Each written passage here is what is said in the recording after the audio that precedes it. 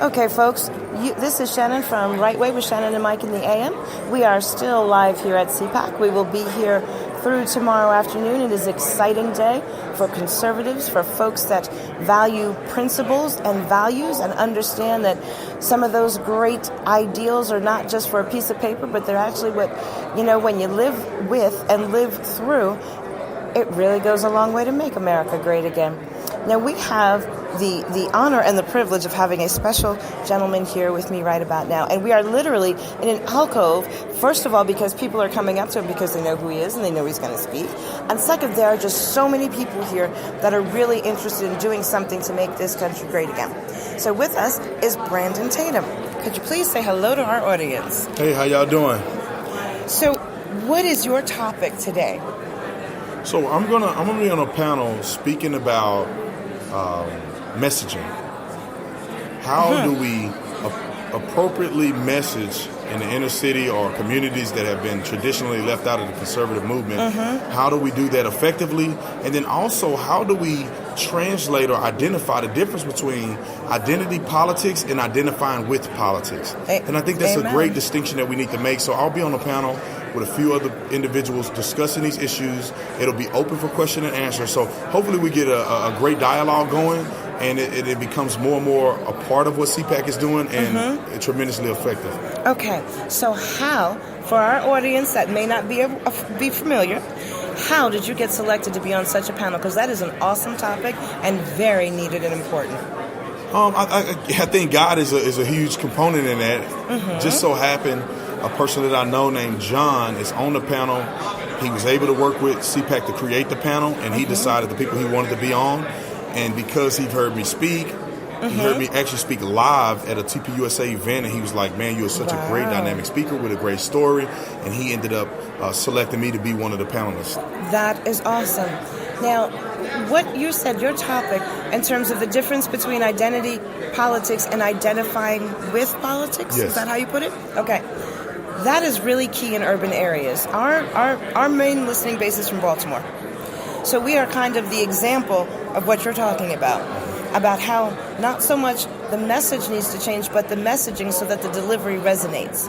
Right. I look at it like translating, right? I mean, if you speak English and the people that you're talking to speak Spanish, you might need a translator to translate the message properly. And I'm not saying that African-American people or people in the inner city don't speak the same language as Americans, but there is a difference. There's a different shared culture throughout history. And I think it should be effective that someone who understands the lingo, somebody who understands the problems that go on or have lived in these communities, the struggles, if you understand that, it'll be invaluable for you to be the person who translates some of the issues that we're talking about into something that's more palatable.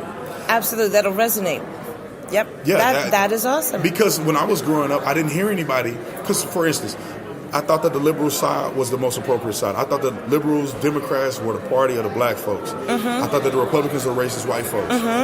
And nobody... Because you're born black. That's the assumption. Right. That's just what you do. You black, you a Democrat. There you go. And so with that being said, I'd never had anybody come and fairly articulate to me what the other side had to offer. And now that I know what I know now, I wish that there was somebody who could be personable, relatable, who understood what I went through from my perspective to come in and translate. This is what the Republican Party has always been doing, and this is what they are going to do for you in the future.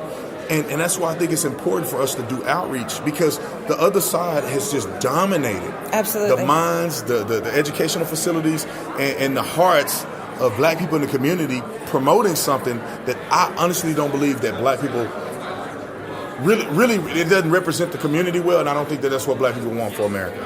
I would agree. I would absolutely agree. So this is exciting because for me, as I said, in an urban center, and most of our listeners are from urban centers. So before we go any further, how can people reach you? How can they follow you on your social media or online? What's the best way to find out more about you and to connect with you? So I'm a former police officer, and so my hashtags or whatever is the Officer Tatum. So all of my social media is the Officer Tatum. Okay. Or you can just Google me at Brandon Tatum, and then Okay. you'll find all of my social media. On there, you'll find emails and stuff to get in contact with me. The easiest way to get in contact with me, if you got a pertinent message, is to hit me on Instagram. Okay. All right. So, folks, now if you're not on social media, you're gonna miss out. So, do your Google search, look them up, see what platforms you're on regularly, and connect. This message is kind of like you wouldn't go to France and speak German. So it's not that the message and what you're trying to convey is wrong.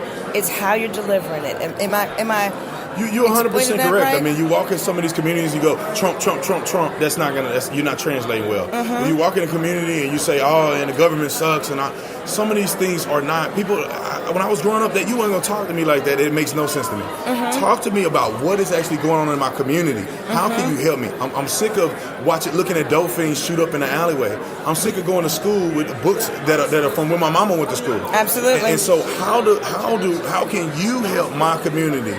I don't want to hear about the Dow and all this other stuff. Speak to me in layman's terms about how what you're talking about is going to affect my community, and I think that's a part of the effective translating.